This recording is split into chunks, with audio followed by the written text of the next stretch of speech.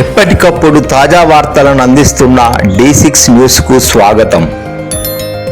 ఉప్పల్, కూకట్పల్లి, జీడిమెట్ల, బాలానగర్, రామచంద్రాపురం, పటాన్చెరు ఇటువంటి ప్లేస్లన్నీ ఒకప్పుడు 50-60 సంవత్సరాల క్రితం హైదరాబాద్ నగరానికి ఊరు బయట ఉంటాయి. సరే, అప్పుడు నగరం బయట ఉన్నాయి కాబట్టి ఈ నగరంలో ఇండస్ట్రియల్ గ్రోత్ కోసం ఆ రోజు ఇండస్ట్రియల్ పార్క్స్ గా డెవలప్ చేసి అక్కడ ఇండస్ట్రీస్ ఇచ్చారు. 50-60 సంవత్సరాలుగా హైదరాబాద్ నగరం పెద్ద ఎత్తున విస్తరించి ఈ ఇండస్ట్రియల్ పార్క్స్ చుట్టూ కూడా అంతా రెసిడెన్షియల్ కాలనీస్ వచ్చినాయి. అట్లా ఓవర్ పీరియడ్ ఆఫ్ టైం, మీరు ఈ మధ్య ఢిల్లీలో కూడా చదివి ఉంటారు, ఢిల్లీలో విపరీతమైనటువంటి పొల్యూషన్ పెరిగి అక్కడ కొన్ని రోజుల పాటు పాఠశాలలు కూడా క్లోజ్ చేస్తూ హాలిడేస్ ఇస్తా ఉన్నారు. గవర్నమెంట్ ఆఫీసులు కూడా హాలిడేస్ ఇచ్చి కొన్ని రోజులు బయట ఢిల్లీ నుంచి బయట పోవడానికి అవకాశం ఇస్తా ఉన్నారు. అంటే అక్కడ ఉన్నటువంటి పొల్యూషన్ ఏ స్థాయికి వెళ్ళిందంటే చివరికి భారతదేశ రాజధాని అయినటువంటి ఢిల్లీలో ఉండటానికి కొన్ని సమయాల్లో చాలా మంది అక్కడ రావడానికి కూడా ఇబ్బంది పడతా ఉన్నారు. సో అటువంటి పరిస్థితి భవిష్యత్తులో హైదరాబాద్ నగరానికి కూడా రాకూడదనేది ప్రధానమైనటువంటి ఆలోచన రాష్ట్ర ప్రభుత్వానికి ఉన్నటువంటి అంశం. ఈ హైదరాబాద్ నగర వాసులు, రాష్ట్ర ప్రజలు ముందు గమనించాలి. అలాగే ఉత్తమ్ కుమార్ గారు చెప్పినట్టు, సరే మీరు పరిశ్రమ పెట్టుకున్నారు కదా, మీరు బయటికి పోండి, ఔటర్ రింగ్ రోడ్డు పక్కన ఎక్కడో పెట్టుకోండి, మీరు వెళ్ళిపోండి అంటే అక్కడ పెట్టుబడి పెట్టి పరిశ్రమ పెట్టుకొని చాలా సంవత్సరాలుగా ఉన్నటువంటి వ్యక్తి ఇక్కడ ఖాళీ చేసి ఆడి బొమ్మను అంటే అంత తొందరగా పోయే పరిస్థితి కూడా లేదు. ఒత్తిడి చేసి భయపెట్టి బయటికి పంపించే పరిస్థితి కూడా అంతకంటే మంచిది కాదు. అట్లాగే ఈ పారిశ్రామిక వాడల్లో చాలా మంది కొన్ని సిక్కై మూసేసి కూడా ఉన్నాయి. మరి అంతిమంగా ఈ నగర పొల్యూషన్ నుంచి రెడ్ జోన్ సంబంధించినటువంటి, ఆరెంజ్ జోన్ సంబంధించినటువంటి పరిశ్రమలు చాలా సివియర్ గా కాలుష్యం పెరుగుతుందని చాలా న్యాయస్థానాలు, చాలా మంది పర్యావరణ సంబంధించినటువంటి వ్యక్తులు కోర్టు పోతే వాళ్ళు కూడా ఈ అబ్జర్వేషన్స్ గమనించి తగు చర్యలు తీసుకోవాలని చాలా సందర్భాల్లో చెప్పినటువంటి సంఘటనలు కూడా మీ అందరికి తెలిసింది. మరి వీటన్నిటిని పరిగణలో తీసుకున్న తర్వాత ఏం చేయాలి నగరం గురించి, రాష్ట్రం గురించి అంటే, నగరం క్లీన్ గా ఉండాలి, పొల్యూషన్ ఫ్రీగా ఉండాలి, పరిశ్రమలు కూడా అభివృద్ధి చెందాలి, పారిశ్రామికీకరణ కూడా ఈ రాష్ట్రంలో జరగాలి అంటే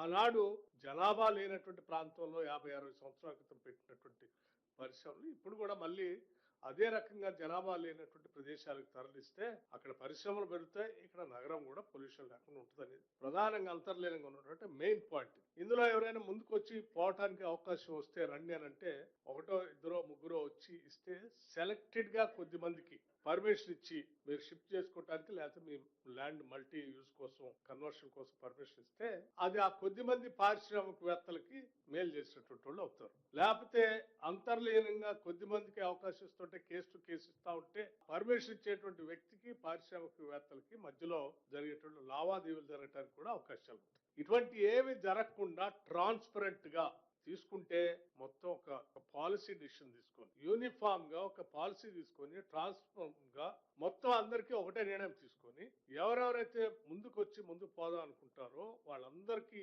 అవకాశాలు ఇస్తూ అక్కడ 50% SOR ప్రకారం డబ్బులు కట్టి 80 feet రోడ్ పైన ఉన్నటువంటి వాళ్ళందరికీ ఇస్తే వాళ్ళు కన్వర్షన్ చేసుకుంటారు. అట్లాగే యాసిడ్ గా కన్వర్షన్ చేసుకునేటప్పుడు, లేకపోతే కన్స్ట్రక్షన్ చేసేటప్పుడు గవర్నమెంట్ కట్టేటువంటి మళ్ళీ డబ్బులు కూడా గవర్నమెంట్ కే వస్తాయి. లేకపోతే ఎంటైర్ యాక్టివిటీ ఆ ప్రదేశంలో కన్స్ట్రక్షన్ యాక్టివిటీ జరిగితే కన్స్ట్రక్షన్ ద్వారా సిటీలో మళ్ళీ హ్యాబిటేషన్ పెరుగుతుంది, కన్స్ట్రక్షన్ యాక్టివిటీ ద్వారా స్టేట్ కి GST కూడా వస్తుంది. సో ఇన్ని రకాలుగా గవర్నమెంట్ కు ఉపయోగపడేదాన్ని వదిలేసి అటువంటి యూనిఫామ్ పాలసీ కేబినెట్ సబ్ కమిటీలో సుదీర్ఘంగా చర్చించిన తర్వాత కేబినెట్ అప్రూవల్ తో నిర్ణయం తీసుకొని ముందుకు పోవాలన్నటువంటి ఆలోచన చేసినప్పుడు దాన్ని కూడా తప్పుబట్టి మీరు ఎట్లా చేస్తారు, మాలాయనే చేసుకొని ఉండాల్సింది కదా అన్నట్టుగా మాట్లాడితే ఎట్లా?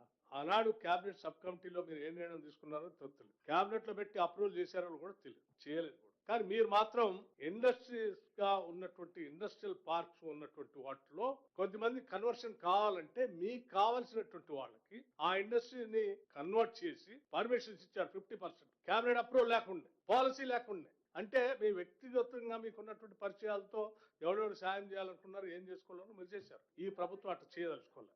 ఈ ప్రభుత్వం చాలా ట్రాన్స్పరెంట్ గా ఈ నగరానికి, రాష్ట్రానికి, రాష్ట్ర ఆదాయానికి మేలు జరగాలి, ఈ నగరం కూడా పొల్యూషన్ ఫ్రీ నగరంగా మారాలి. దీంట్లో తన పర భేదం లేకుండా ఒకటే నిర్ణయం జరగాలి. దానికోసమే కేబినెట్ సబ్ కమిటీలో సుదీర్ఘంగా అనేక మంది అధికారులతో మాట్లాడారు, స్టేక్ హోల్డర్స్ తో మాట్లాడారు. అంతిమంగా రాష్ట్ర ప్రయోజనాల కోసం కేబినెట్ లో సుదీర్ఘంగా చర్చించిన తర్వాతనే ఈ రాష్ట్ర ప్రయోజనాల దృష్ట్యా ఈ నిర్ణయం జరిగింది తప్ప ఏ ఒక్క వ్యక్తి కోసం, వ్యక్తుల కోసం మీలాగా మేము చేయలేదు. అందరూ మీలాగానే ఉంటారనుకుంటే పొరపాటు అది. అందరం ఇలాగే ఆలోచన చేస్తారనుకుంటే కూడా పొరపాటు. రాష్ట్ర ప్రయోజనాలే మాకు ముఖ్యం.